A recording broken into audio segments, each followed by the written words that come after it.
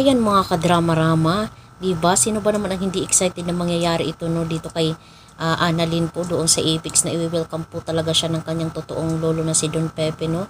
Dahil alam naman po natin ngayon nagkakalabuan na talaga itong si Annalyn at saka si Duke Benitez doon sa stage. Possible talaga na umalis na talaga sila doon ng kanyang nanay. Hindi na talaga matutuloy kung ano man yung mga pinagplanuhan nila.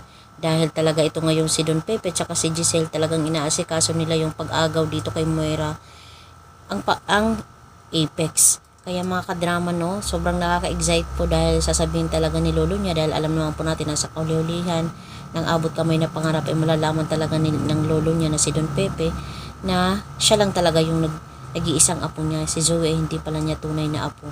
Sasabihin niya dito kay Annalyn na ikaw lang ang nag-iisa kong apo at tagapagmana ng Apex Annalyn. Sobrang nakaka-proud po. Nakaka-proud sa iyo Annalyn dahil ikaw yung genius na apo ko talaga na talagang napakabait, talagang deserve mo to na ipamana namin sa iyo yung Apex dahil sobrang napakabait mo, ang galing mong magdala ng mga pasyente. Tsaka napakatalino mo pa at napaka-humble na bata. Kaya deserve mo to. 'Di ba? Sobrang maiyak talaga si Annalyn dito, sobrang magiging emotional po talaga siya sa pag-welcome ng kanyang lolo at pagsasabi na siya ay talagang totoong apo. Diba?